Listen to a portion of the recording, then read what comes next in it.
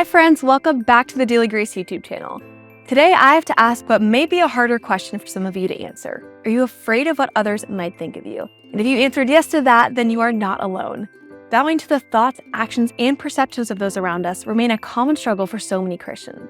And all of the people pleasers said amen. The hard reality of this way of thinking is that when we are too concerned with what the people around us think about us and believe about us, the fear of man begins to replace a reverent fear of God.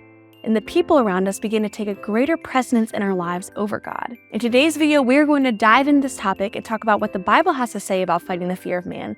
And we're going to look at some practical steps and tools we can use to overcome it. Let's dive into it. In order to overcome the fear of man, we must first acknowledge it for what it is: sin against a holy and righteous God. It can be more subtle than other sins, so it can often go unchecked in our hearts and our lives.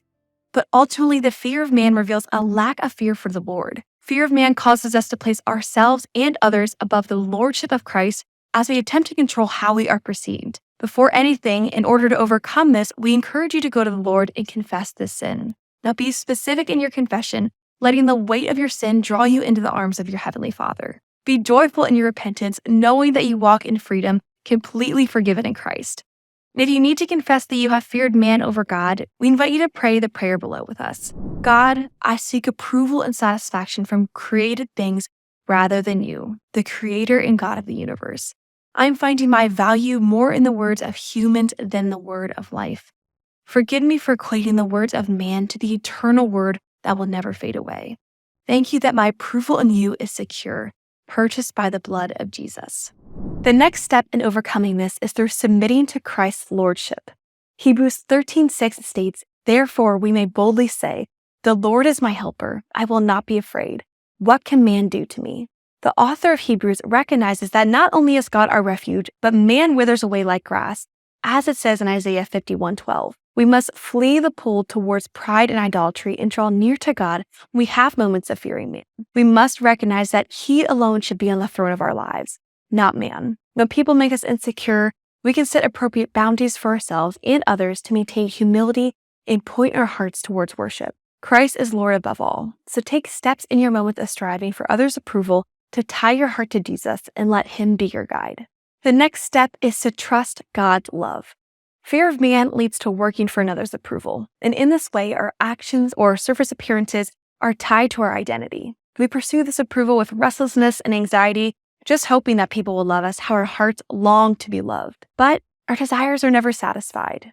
After we earn their affection, people may enjoy us for a time, but then disappointment will eventually follow. No matter what impressive merits we achieve or how attractive we may appear, we are still imperfect. Fear of man only brings insecurity, but the love of God gives us rest. Through Jesus Christ, God has already shown His love for us. God knows that we are weak and morally incapable of earning His favor. He does not make us perform or hold us to this unreachable standard to earn His love. Instead, He has already offered it freely. As seen when He died on the cross, Jesus loved us despite our imperfections and moral failures. Just as Romans 5:8 states, "But God demonstrates His own love for us in this: while we were still sinners, Christ died for us." Through His death, Jesus defeated the power of sin and reconciled us to God the Father.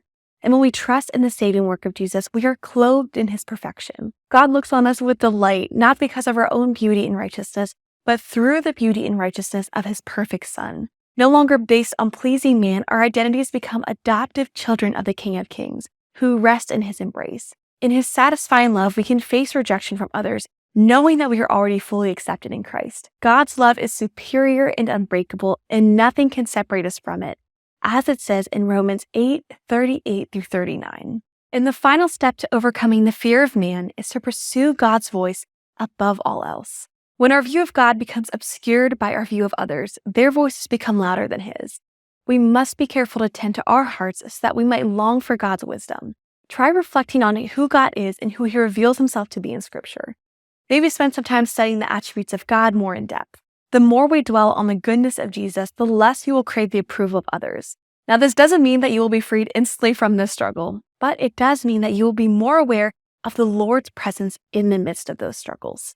And in those moments of spiritual dryness, when the fear of man overshadows the fear of the Lord, fix your gaze upon Christ and steady yourself.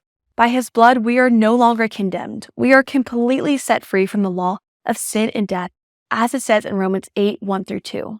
He already took it all upon his body on the cross, including our self-righteousness and outright rebellion.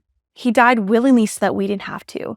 And the gospel is good news for the heart that craves approval because we already have it fully in Christ. God's approval will never waver because it is completely dependent on the finished work of Christ. Because of this, we can trust and know that we are already secure in God. And there you have it, friends. If this topic spoke to your heart today, drop a comment below sharing your biggest takeaway. And if you want to hear even more gospel center truth on this topic, make sure to check out our brand new Bible study, When Fear Meets Faith. Over the course of this 3-week-long study, we will look at the pages of the Bible to understand God's intentions for our fear. We will learn what it looks like to turn from false comforts and live with ultimate trust in God's perfect provision and care. In this study, we'll also discuss how we approach our fears in light of the gospel. It will explore the differences between fear of man versus fear of God. It will remind you of God's love and the hope of the gospel. And it will point us back to the presence of a God who provides lasting peace in the midst of all of our fears. We will have this study along with some of our blogs from our content team that dive deeper into this topic, linked in the description box below for you to check out. Thank you again so much for joining me today, friends, and I will see you next time.